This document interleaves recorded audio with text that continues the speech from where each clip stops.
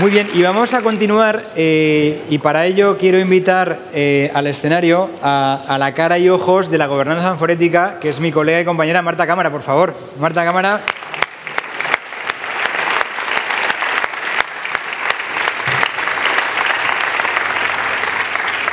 Marta, que lidera el clúster de transparencia y gobernanza de Forética, y yo creo que los casi 400 personas que estamos aquí tenemos que hacerte una pregunta, ¿no? Y es, ¿cómo ves, ¿no? ¿Cómo ha sido esa primera adopción de la CSRD, de los estándares ISRS?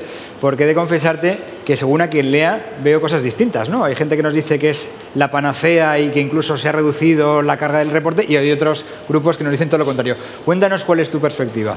Muchas gracias, Jaime. Muy buenos días a todos. Pues efectivamente, en el tema del reporte y la información de sostenibilidad hay quienes ven el vaso medio lleno y quienes ven el vaso medio vacío.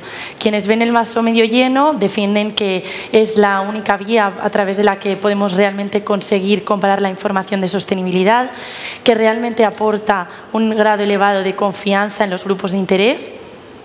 Pero, por el otro lado, tenemos aquellos que ven el vaso medio vacío, ¿no? Que ellos defienden pues, que son requerimientos excesivos, que son plazos inalcanzables y que ese equilibrio coste-beneficio está completamente desequilibrado. Sí, desequilibrado, valga la redundancia. Entonces, desde el clúster de Forética, como sabes, hemos hecho un análisis de la primera ola de reporte y hemos puesto foco en las empresas del IBEX 35. ¿Y qué es lo que hemos visto? Pues que si bien en algunos puntos sí que hay cierta homogeneidad, por ejemplo, el 100% de las empresas analizadas consideraban material el cambio climático, el personal propio y la conducta empresarial, y reportaban estos puntos de datos, pero sí que es verdad que hay muchos otros elementos en los que lo que hemos visto es que cada reporte es un mundo, formas distintas de plasmar los hiros, estructuras diferentes, incluso en muchas ocasiones terminología propia, lo que hace realmente difícil llegar a comparar entre información de sostenibilidad de empresas distintas, que es un poco el objetivo que se quería conseguir. Como sabemos, EFRAG está trabajando para esa simplificación de los estándares, que desde el clúster también hemos hecho un análisis de esta propuesta que se presentaba en julio, que está ahora bajo consulta pública, y lo que creemos es que, si bien vamos a seguir teniendo informes largos y algo densos, pues sí que serán mucho más ligeros que los que hemos visto en esta primera ola. De todas formas, yo creo que más allá de CSRD sí o no, ómnibus sí o no, yo creo que es importante no perder el foco de lo que hay detrás, ¿no? Que es pues, la importancia de trabajar por conocer nuestra cadena de valor, conocer cuáles son nuestros impactos en el entorno y también, como justo ahora decía Soledad, entender el impacto financiero que pueden tener los riesgos de sostenibilidad en mi negocio. Y tú decías ahora que depende en función a quién leas o a quién escuches, la opinión cambia mucho. Entonces te quiero devolver la pregunta y para ver un poco tú cómo ves esta polarización.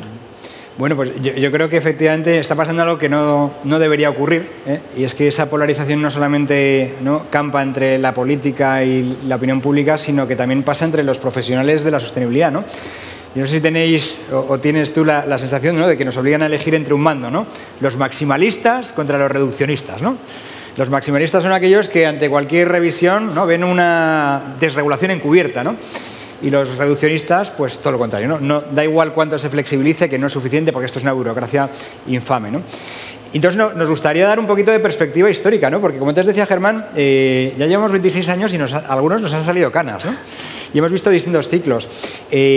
Cuando hace 3 o 4 años hicimos esta predicción fuera del consenso, dijimos que creíamos que íbamos hacia una desinflación regulatoria, que no una desregulación, mucha gente no nos entendió, ¿no? Y lo que queríamos decir es que, en nuestra opinión, el nivel de exigencia del regulador había superado la capacidad de respuesta en el corto y en el medio plazo de las empresas, ¿no? Y que lo que correspondía era probablemente una flexibilización. Insisto, no desregulación, sino desinflación. Y prueba de ello es que recientemente nos hemos adherido a un manifiesto que proviene de la comunidad inversora, UNPRI, ¿no?, SpainSIF, Eurosif, ¿no?, donde le pedimos precisamente a las instituciones europeas que flexibilicen, pero que no reculen, ¿no?, en la ambición, ¿no? En todo caso, como hemos visto a lo largo del día de hoy, parece que íbamos en la buena previsión, por lo menos. Sabemos lo que quería la Comisión en el Ómnibus, también sabemos ya lo que quiere el Consejo, ¿no? Que con un susto u otro, ¿no? Al final mantiene el curso. Falta, lógicamente, la etapa final de los trílogos, ¿no? Cuando el Parlamento se pronuncie, pero todo parece indicar que vamos efectivamente a esa desinflación que no una desregulación. Pero quisiera dar un consejo, ¿no? Y es que aunque hubiera una desregulación, aunque alguna de las piezas se cayera, el mundo no se acaba, ¿no? El mundo no se acaba. Durante nuestros 26 años, la inmensa mayoría del tiempo, la sostenibilidad ha sido algo voluntario, no ha sido algo obligatorio. Y es que al final, como antes comentaba Ángel, lo vamos a seguir haciendo, ¿no? Lo vamos a seguir haciendo porque nuestros clientes lo valoran, ¿no? Porque nuestros empleados necesitan un propósito y una organización de la que sentirse orgullosos, porque nuestros inversores tienen valores y quieren reducir riesgo, ¿no? Por lo tanto, yo creo que por dejar un mensaje futbolístico, creo que nos estamos fijando mucho en el árbitro y menos en la bola, ¿no? Yo creo que tenemos que fijarnos en que quien gana los partidos es el equipo y no el árbitro, así que tenemos que seguir manteniendo el curso. Totalmente. Al final, igual que en la economía, en la sostenibilidad estamos viendo ciclos y yo creo que para saber hacia dónde vamos es muy importante entender de dónde venimos, y esto a mí me gusta mucho cómo se ilustraba en el informe Forética del año pasado, que os invito a todos a leerlo, donde se habla de esos grandes superciclos. Pues igual que con las innovaciones o disrupciones tecnológicas, que hay un primer momento llano, una aceleración y después una consolidación. Bueno, pues muchas gracias, Marta, por compartir tu talento y tu sabiduría con nosotros. Y me gustaría invitar también al escenario a Mar Garrán, que es la jefa, es nuestra directora de comunicación, que es la jefa de este evento, para que nos acompañe. Muchas gracias, Marta.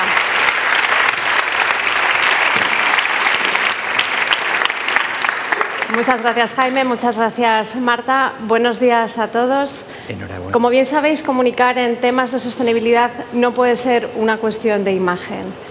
Es sin duda un acto de liderazgo. En un momento donde la confianza en ocasiones es un bien escaso, la coherencia y la transparencia ya no pueden ser negociables. Tienen que ser el punto de partida de cualquier departamento de comunicación y de sostenibilidad. Esto en Forética lo sabemos muy bien y por esta razón desde hace ya un tiempo acuñamos el término Green Trusting, que compartimos con todos vosotros, nuestros más de 200 socios que nos acompañáis aquí hoy en esta nueva edición de ESG Spain, justamente para eso, para construir una comunicación clara, honesta y comprobable, que genere reputación y ventajas competitivas dentro de nuestro propio negocio y al mismo tiempo que evidentemente fortalezcamos las relaciones pues, con nuestros clientes, nuestros empleados, nuestros stakeholders y, por qué no, también con nuestros propios comités de dirección.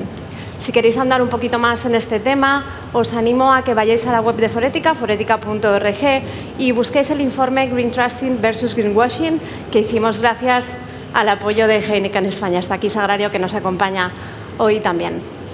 Volviendo un poco al tema que nos trae aquí hoy, si hablamos de comunicación, si hablamos de sostenibilidad y hablamos de confianza, creo que ahora mismo no hay mejor referente que ella. Es meteoróloga, es oceanógrafa, es editora del Tiempo de Antena 3, pero sobre todo es una gran divulgadora científica. Nos lleva acompañando toda la mañana, el ratito que llevamos, como maestra de ceremonias. Pero bueno, he osado a cambiarme el papel un ratito con ella. No, es así, Mercedes, para que nos cuente su expedición a la Antártida. Así que, por favor, pido que la recibáis con un fuerte aplauso al escenario.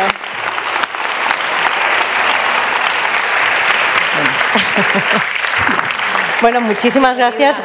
Gracias, pero después de escuchar a los ponentes que tenéis el nivelazo, pues bueno, a ver qué os puedo contar yo que no sepáis. Seguro que mucho. Bueno, por poner un poco en antecedentes a la audiencia, nosotros nos conocimos hace ya un tiempo, ¿no? Y recuerdo que me contaste tu expedición a la Antártida, ¿no? Entonces a mí se me quedó en la cabeza y yo pues le daba vueltas, ¿no? Y hubo cosas que se me quedaron grabadas. Y esto que dije, ojalá en algún momento tenga la oportunidad de sentarme con ella y que lo cuente en público. A los pocos meses llegué a Forética y estábamos organizando esta edición de ESG Spain y buscando conductora de la jornada, pues estábamos con varios nombres sobre la mesa, Mercedes era uno de ellos y dije, es el momento, es perfecto, porque cumple perfectamente su papel profesional, comparte todo lo que estamos desarrollando en la jornada de hoy y encima ya la puedo convencer y que nos cuente su expedición a la Antártida, ¿no?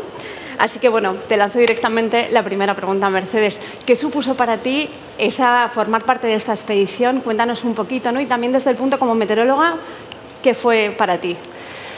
Bueno, a ver, esto da para más de un ratito, porque estuvimos muchísimo tiempo, fuimos más de 120 y tantas mujeres de 24 nacionalidades, y al final el viaje o la expedición a la Antártida fue la guinda del pastel, porque veníamos de un proceso de formación sobre liderazgo femenino y de personas no binarias, en el que se intentaba, dentro de un perfil o de una red de mujeres y personas, pues insisto, no binarias, STEM, ciencia, tecnología, ingeniería, matemáticas y medicinas, que generaban impacto cada una en sus ámbitos. Tú puedes aplicar, ellos pues miran tu perfil, tu formación, a qué te dedicas, ven si generas o no ese impacto dentro de tu sector, y entonces lo que hacen es ponerte en contacto. La idea no es otra que crear una red como una red de diplomacia académica en la que entre nosotras nos podamos ayudar. En España fuimos 8, aquí hay otra de las expedicionarias, Edith Guedella, le mando un beso enorme, que estuvimos pues, bueno, trabajando de manera conjunta en diferentes líneas y trabajos en los que todavía seguimos desarrollando y generando esa conexión o ese trabajo colectivo, ¿no? que nos ayuda a seguir pues, bueno, permealizando todo ese conocimiento. ¿Qué supuso para mí la Antártida? Pues supuso un antes y un después por muchas razones. No fue solo un viaje, fue mucho más, tanto personal como profesionalmente, porque ir al lugar donde se hace tangible eso del cambio climático, pues ya te puedes imaginar lo que supone para mí como oceanógrafa, claro, meteoróloga de formación, ¿no? Académica científica, poder ver y comprobar qué es lo que pasa, esos datos, esos gráficos que en televisión estoy comunicando a diario, pues te hace colocarte en un sitio bastante incómodo. Poder comprobar eso y saber que lo que está ocurriendo en la Antártida depende casi exclusivamente de las decisiones que tomemos de manera colectiva, pues te hace entender lo frágil y lo indomable que pueden ser esos fenómenos extremos y a la teleconexión a las que estamos sometidos. Porque de aquí se está hablando mucho del nivel empresarial o a nivel institucional y estamos tocando desde el punto de vista científico qué está ocurriendo con los fenómenos extremos. Sabemos que la ocurrencia es cada vez mayor, sabemos que la intensidad también es cada vez más intensa. No tenemos que irnos a la Antártida para saber qué es lo que está ocurriendo. 100%. Hemos tenido una oleada de incendios, hemos tenido una primavera húmeda como nunca y hemos tenido una dana. Completamente. Sabemos qué es lo que está pasando y no sabemos la magnitud de los posibles eventos extremos que vamos a tener de cara a los próximos años, pero sí podemos intuir que no estamos habituados, ni mucho menos pues bueno, podemos enfrentarnos a esa intensidad. Entonces, todo esto te coloca en un lugar bastante incómodo, en el que poder comprobarlo, pues a mí me da la fuerza, la coherencia y las ganas de poder comunicarlo con mucha más vehemencia, yo diría. Justamente en esta línea, ¿no?, que hablas de comunicar, como he comentado al principio, al final la comunicación juega un papel fundamental, ¿no? Entonces, ¿cómo crees que, llegados a este punto, cómo podemos convertir este reto transformador en una acción real, ¿no? O sea, ¿cómo podemos llegar a la sociedad? ¿Cómo podemos no dejarlo solamente en el aire, sino dar un pasito más allá? Bueno, pues mira, yo creo que la comunicación convierte los datos en emoción y la emoción en acción. Y los comunicadores tienen algo fundamental y son capaces de contar historias.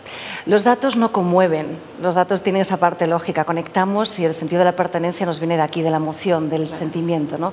Si somos capaces de contar eso y hacerlo de una manera honesta, transparente, con rigor y sin alarmismo, pues directamente damos a matar, ¿no? Como yo digo. Entonces, si podemos hacerlo, vamos a conectar sí o sí. Solo tenemos que buscar el mensaje. Y los medios de comunicación, yo creo que tenemos la obligación de contarlo, de informar con rigor, insisto, con coherencia, con honestidad y intentar hacerlo de manera responsable.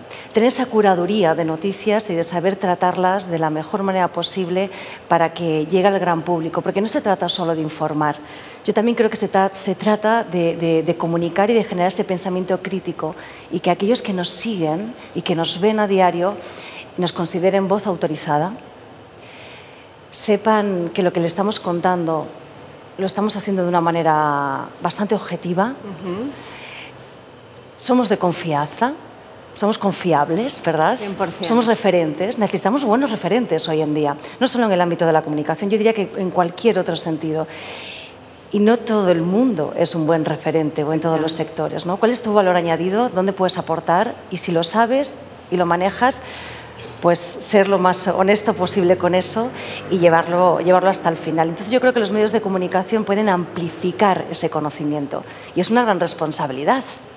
100%, completamente. Y voy a ir un pasito más allá, porque además de los medios de comunicación, tú también te mueves muchísimo en redes sociales, ¿no? Sí. Donde vas contando todo lo que realizas, tanto en la expedición como en otras futuras que tienes en breve. ¿Qué crees que podemos aportar también vía estas nuevas plataformas que, bueno, que ya están integrados, ¿no? En el día a día de todos nosotros? Bueno, pues es que yo creo que la comunicación es transversal y siempre lo fue así. A ver, yo vengo de una formación científica, insisto, o sea, claro. Estudié Ciencias del Mar, especialidad en oceanografía, hice la licenciatura de Medio Ambiente, pasé a hacer meteorología y vine del Museo de Historia Natural de estudiar corales. O sea, mi formación es un tanto extraña y después, como bicho raro, aparecí en Antena 3 Noticias, ¿no? Y era como, ¿y ahora aquí qué hago, no? ¿Cómo lo cuento con el ego de una física, ¿no? Con esa parte tan técnica que tenemos, que no es lo mismo un chubasco con una tormenta que una lluvia débil, que una llovizna, ¿verdad? Pequeños matices. O que una temperatura, pero claro, al espectador al final le interesa, cojo el paraguas, sí o no, tengo dos minutos, cuéntamelo, ¿no? Entonces, saber traducir ese mensaje y hacerlo de una manera directa, pues es lo que te hace esa capacidad de conectar. Claro. Entonces, básicamente es a quién informo, cómo informo y en qué plataforma lo hago. Una vez que detectas eso, ya es sota, caballo y rey, ¿no? Siempre con ese corazón, siempre con esa pasión y mirando a los ojos y contando lo que realmente conmueve y te mueve, porque no puedes engañar, eso sí, a la cámara mucho menos. Entonces, si eres capaz de hacerlo, detectar cuál es tu target, ¿no? O al público al que te diriges y lo que a ellos les puede interesar, es muy fácil llegar. Yo creo que, como bien dices, ¿no? Al final, partiendo de la transparencia, ¿no? Y partiendo de la coherencia y la veracidad, es esa conexión, ¿no? Es dar ese paso más allá, ¿no? Claro, porque no podemos tratar tampoco a nuestros telespectadores como personas que no tienen criterio y no saben decidir. Al final tienes que contar el mensaje, hacerlo de esa manera muy fácil, porque ya también creo que tenemos el deber de hacerlo lo difícil más fácil, o buscar esa simpleza, pero no bajando en rigurosidad, ¿no? o en la complejidad de lo que conlleva ese término o ese efecto en el que estamos, ¿no? en ese efecto directo o indirecto en el que nos estamos moviendo. Al final, y correlacionar es muy importante. Y ya la gente dice el cambio climático, bueno, no es cómo afecta la subida de temperatura. O sea, a mí, voy a decir una cosa, a lo mejor, pero a mí ya no me interesa comunicar que en el 2024 superamos el 1,5 grados, que es el umbral de temperatura según la era preindustrial que no debemos superar para que los efectos no sean irreversibles. A mí lo que me interesa comunicar es cómo afecta eso a la agricultura, cómo afecta eso a la economía, cómo afecta eso al turismo, cómo afecta eso a nuestro día a día. Si somos capaces de comunicarlo así, yo creo que ya ese pensamiento o esa preocupación pasiva se convierte en acción. Y entonces el ciudadano se ve como parte activa de este movimiento para transformarlo. Efectivamente, tenemos que convertir este tipo de pensamientos en acción. Y ya para ir cerrando, porque como sabes, el tiempo apremia, estamos en un foro donde evidentemente gran parte son directores de sostenibilidad, directores de comunicación o forman parte de estos departamentos. ¿Qué crees que les puedes enseñar desde tu experiencia, bien en la Antártida o en otros proyectos, que puedan aplicar ellos a la hora de poder comunicar, ¿no? Para poder llegar con su mensaje, bueno, pues a sus clientes, a sus empleados, ¿no? Realmente hacer ese mensaje suyo y que lo puedan también compartir y conectar? Sentido común. No es otra cosa que sentido común, que tener la capacidad de observar, de ser curiosos. Y yo aplicaría una regla que yo siempre digo, ¿no? Son mis 3 Cs, pero es ser coherentes. No basta con una campaña de comunicación, ¿no? Por supuesto que de no. imagen, eso debe permealizar, o sea, debe... traspasar a todos los niveles dentro de la compañía, porque al final debe haber una coherencia, debe haber una claridad. El mensaje al final, se ha dicho aquí a lo largo de la mañana, debe ser verificable, ¿no? Nada de greenwashing, debemos saber qué es lo que estamos comunicando y debemos saber si de verdad es sostenible o lo que estamos haciendo pues bueno, tiene sentido. Y después yo diría, por último, la colaboración. Instituciones públicas, empresa, y no podemos olvidar al ciudadano. No me gustaría dejar, y me gustaría contaros esto así rapidísimo. Yo ahora mismo, desde hace ya un año, estoy diseñando, es un programa, se llama Bienal B. Bueno, yo pienso que la cultura es fundamental para este movimiento de cambio para la población. Entonces, a través del Museo Esvaluar de Arte Contemporáneo de Palma, estamos codirigiendo un programa, David Barro, director artístico, yo, directora científica. Se llama un programa, es Bienal B, sobre arte, cultura y ciencia, en el que hay diferentes ejes estratégicos. El programa tiene 3 o 4 proyectos, in situ, entre conectividad ecológica, acciones de conectividad ecológica y cultural.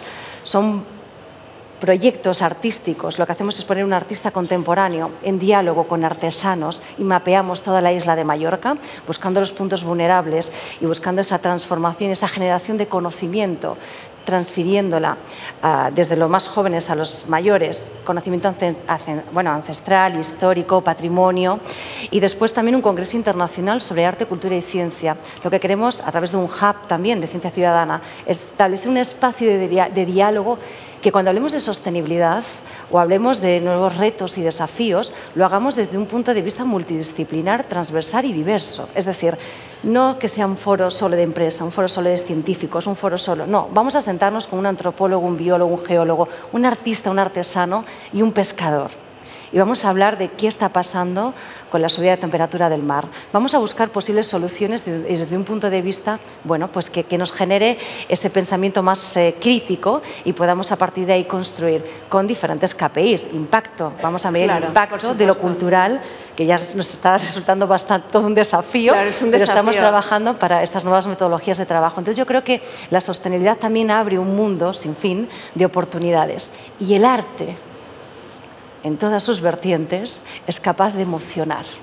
Si somos capaces de hacerlo a través de la fotografía, del cine, de la cultura en general y transmitirlo, vamos a acercar a grupos de interés que antes pues bueno, miraban esto de una manera mucho más reticente. Entonces yo creo que con eso cerraría. Pues Mercedes, muchísimas gracias, tomamos nota, lo seguiremos muy de cerca desde Forética y te devuelvo tu papel. Bueno, pues, oye, pues muchísimas gracias. Hola.